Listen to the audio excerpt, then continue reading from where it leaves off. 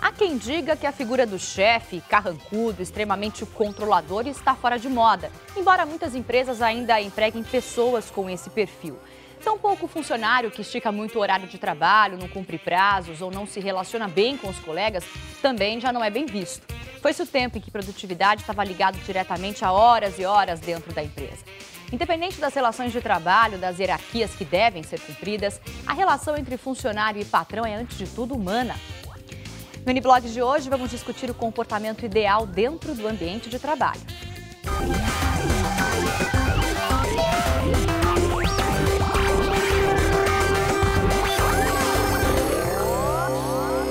Muito boa tarde a você que acompanha o N-Blogs. Começa agora ao vivo para todo o Brasil. E quem nunca sonhou em ser o seu próprio patrão, ficar livre do chefe, fazer o horário que quiser? Quase todo mundo, né? Só no ano passado foram criadas mais de 1 milhão de empresas aqui no Brasil. São empreendedores que nasceram com poucas oportunidades de estudo e de dinheiro e deram a volta por cima. O garoto percorria as ruas de São Caetano do Sul, no ABC Paulista, para recolher sucata.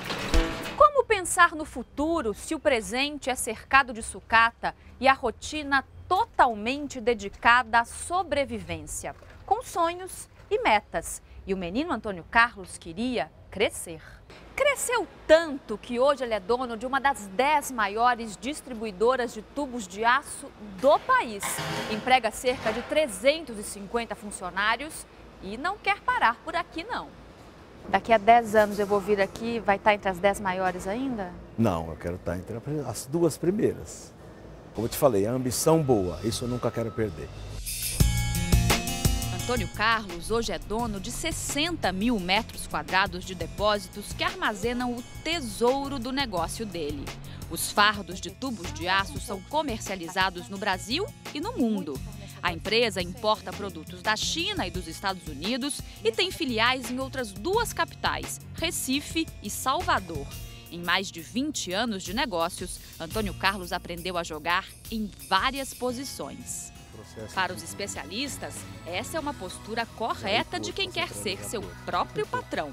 A questão de gerenciamento é muito importante. E aí a gente vai falar em aprender gestão de empresas nos aspectos financeiros, custos, formação de preços, fluxo de caixa, análise de resultados, coisas que podem parecer complicadas para quem nunca teve relação com elas, mas que devem receber atenção para aprendizado. Mas o que faz Antônio Carlos ser um empreendedor? Será que qualquer pessoa pode ter seu próprio negócio como ele? Para começar, é preciso ousadia. Eu tinha um trabalho, eu era um bom vendedor, né? Eu ganhava muito bem, então você tem o medo, né? Mas a confiança em mim, a confiança era tão grande que eu perdi o medo. E a grande jogada é essa, é você também curtir a vida, porque se você tem tudo isso, quando você acordar já tem 80 anos, aí não vale a pena, aí eu não consegui desfrutar.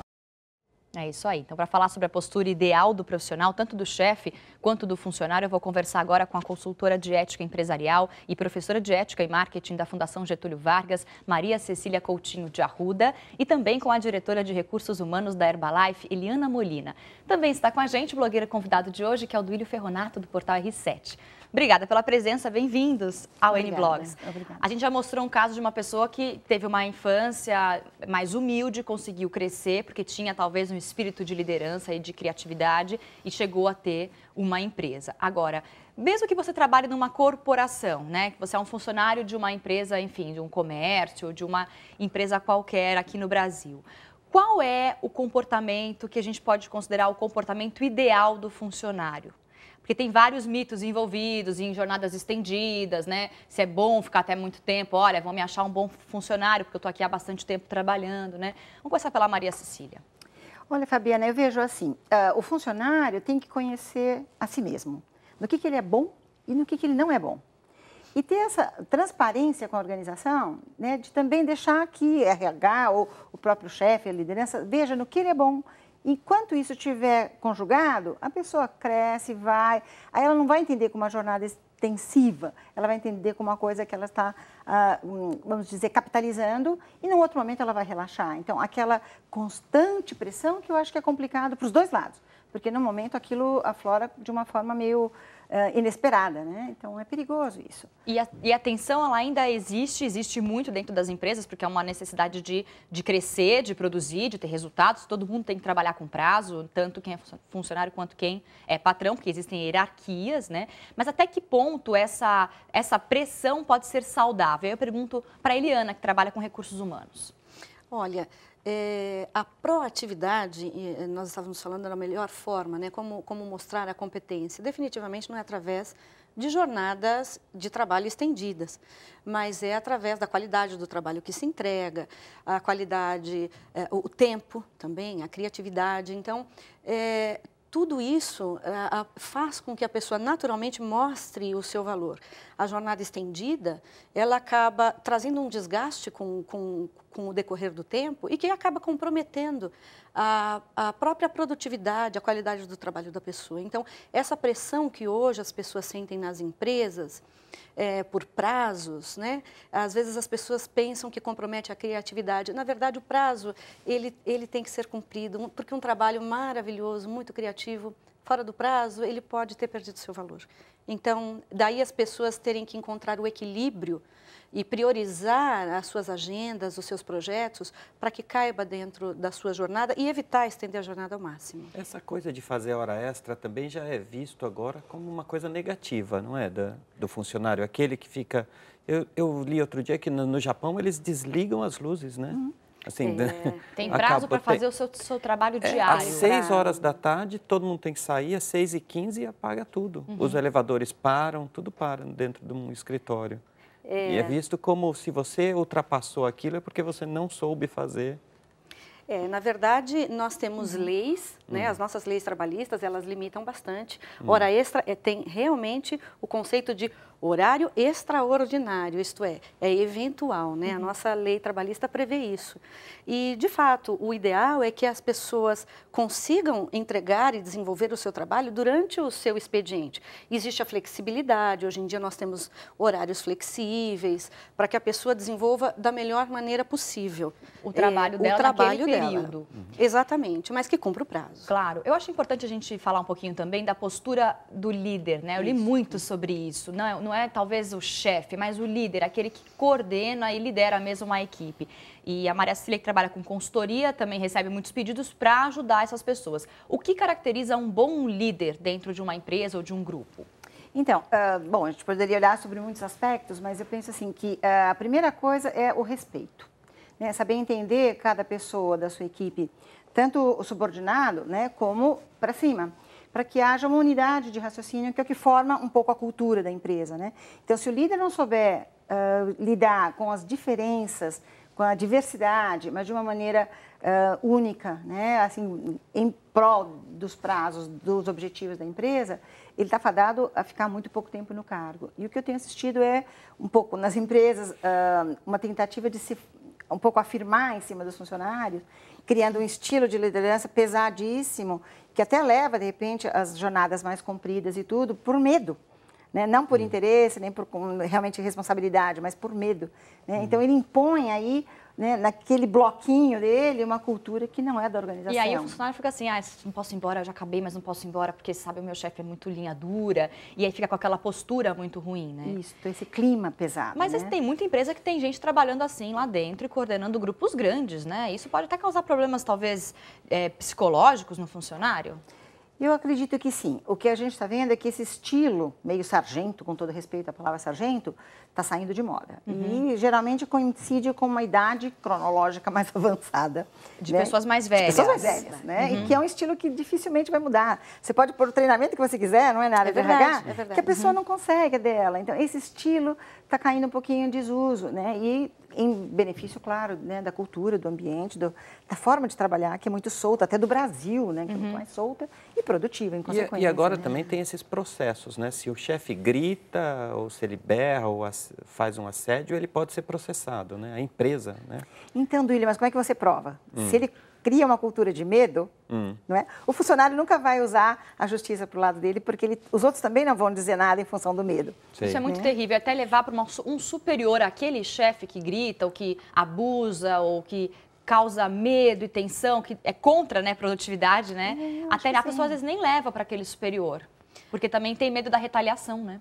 Mas o funcionário, se a empresa tiver um código de ética, como nós temos, ele tem um canal onde ele possa confiar e ele vai se sentir protegido, preservado, ele leva esse assunto. Para recursos humanos. Para os recursos humanos, que trabalha muito em parceria com a auditoria interna, com absoluto sigilo.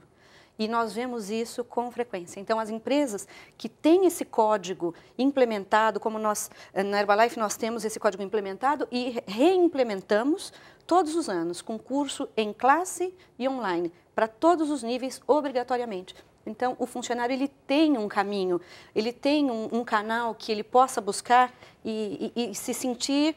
Não se sentir exposto, isto é, se sentir protegido. Além da proteção, você qualifica a liderança, você qualifica as hierarquias de chefia e acaba dando uma visão melhor para a empresa, até com maior produtividade, com funcionários mais felizes mesmo, né? Fabiana, sabe uma coisa que eu acho interessante aí?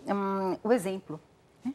Eu acho que o número 1 de uma organização imprime caráter nessa organização. Né? Eu conheci um presidente de um grande banco, né, nosso, que ia jogar futebol com os colegas, com os subordinados, né? Mas ele era péssimo em futebol. Até que alguém disse, olha, não precisa exagerar, né? Eles entenderam que você tem boa vontade. Ele disse, então tá bom, eu vou resumir. É para chutar na bola, não na canela.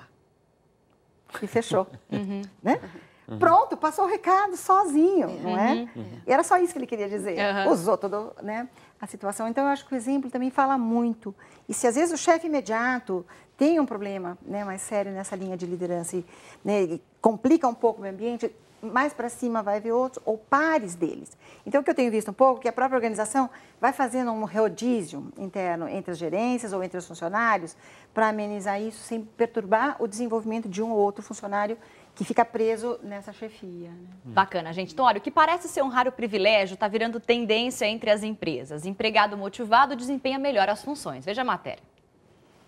Um ambiente sério, onde só se fala de negócios. Não há espaço para brincadeiras ou futilidades. Assim é a maioria dos escritórios, mas não este aqui. Esta é a unidade de uma empresa internacional que desenvolve softwares. Nesta empresa não há paredes ou divisórias. Todos funcionários e chefes dividem o mesmo espaço. Aqui a regra é trabalhar com prazer. As pessoas não têm salas individuais, não importa cargo, não importa exatamente a função, todo mundo trabalha junto. Isso é muito importante para a comunicação, para a interação entre as pessoas. Eles vêm para cá em busca realmente desse ambiente diferente, dessa liberdade maior que eles têm, inclusive do jeito de se vestir ou do jeito de se relacionar, sem ter que pedir muita permissão. É simplesmente uma coisa de realmente proatividade ser valorizada. Esta aqui mais parece uma sala de estar. Mas, na verdade, este espaço faz parte do escritório. É aqui que os funcionários vêm quando precisam recarregar as energias e, por que não, também se divertir no meio do expediente. Além da cozinha, para fazer o cafezinho, o local também tem um violão e um videogame à disposição de todos. E é ele que faz mais sucesso por aqui. Nesta outra empresa de publicidade, o ambiente também é informal. Tudo é colorido. Esta parede, decorada pelos próprios funcionários, é uma obra de arte, feita com chinelos. Mas o grande barato para o grupo é uma atividade que acontece às sextas-feiras. E não é dentro da empresa. A gente atende uma marca esportiva que tem produtos para correr. Então, a gente começou a entender muito desse assunto, a se aprofundar muito nesse tema.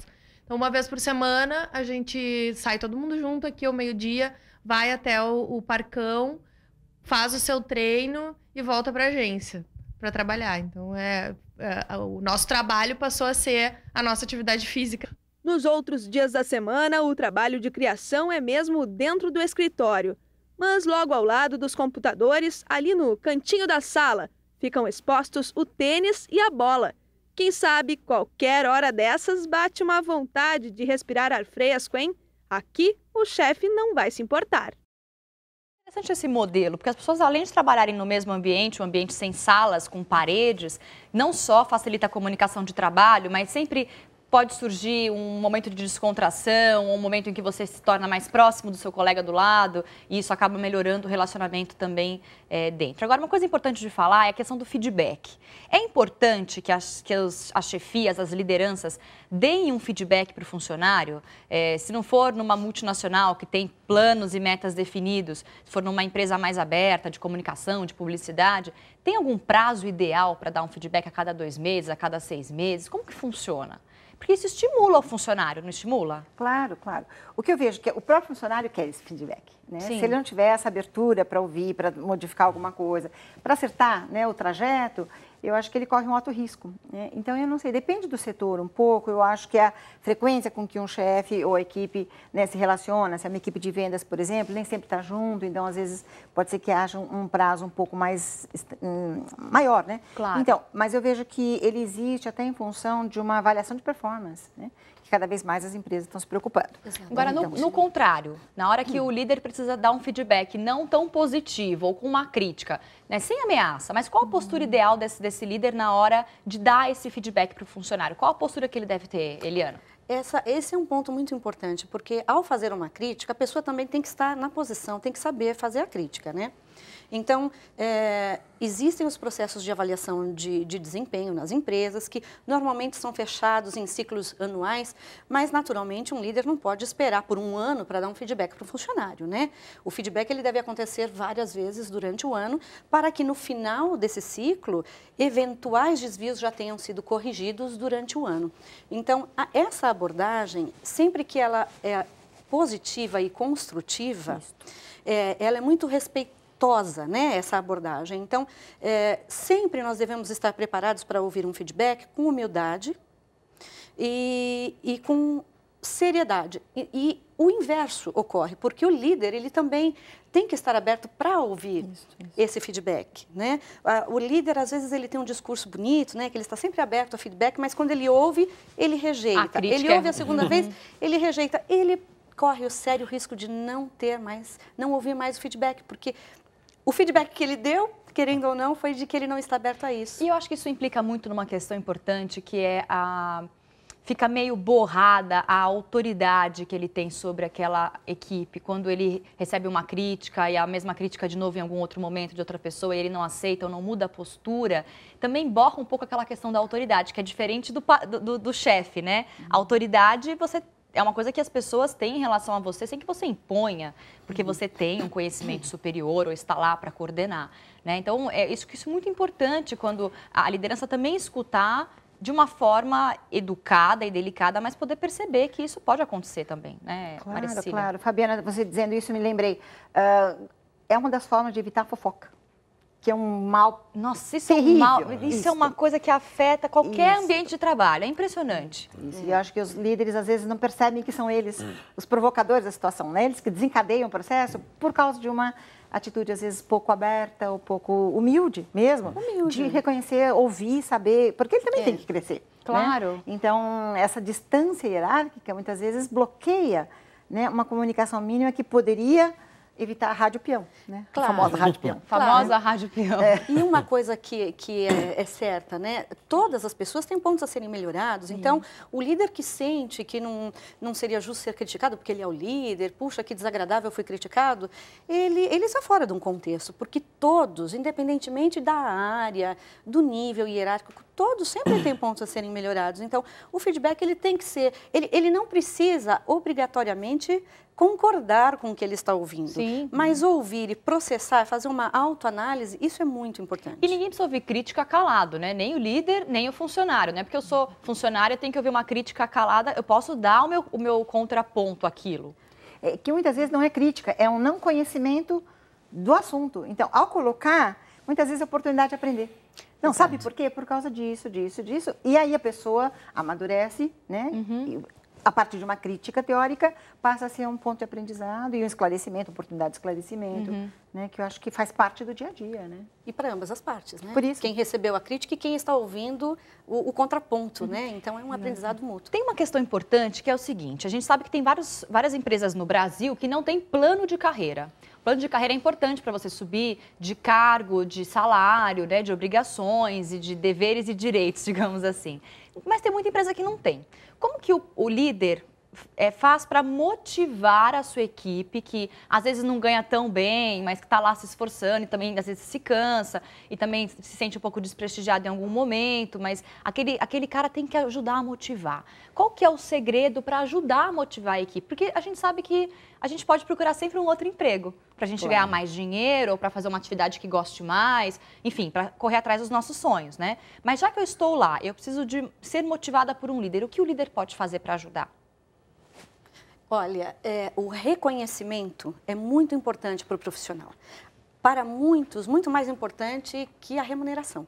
Né? Legal. Então, reconhecer a contribuição daquele funcionário, o valor dele, da importância dele dentro de um projeto maior, né, para que o funcionário se sinta reconhecido e também recompensado. Isso é muito importante. Quer dizer, o dinheiro não é o mais importante. Ele se sentindo mais, fazendo uma atividade com prazer, e sendo reconhecido. Reconhecido pela liderança. Que aquele trabalho é importante, apesar da situação no momento ser essa que eu posso te oferecer como líder, é isso? Exatamente. As empresas, inclusive, têm programas internos de reconhecimento justamente para fomentar isso, né? Para fazer com que os funcionários se sintam reconhecidos entre as outras áreas, não somente na sua própria área. Uhum.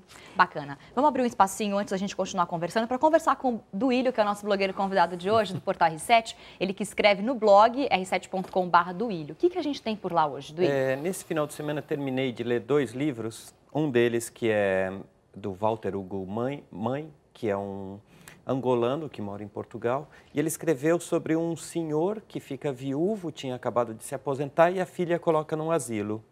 E um outro livro é sobre 3 meninas que escrevem crônicas sobre a situação da mulher entre 40 e 50 anos, que começa a ser descartada pela sociedade também. Uhum. Então, os 2 livros são, apesar de parecerem trágicos, mas eles são bem divertidos, dá para você ler bem rápido.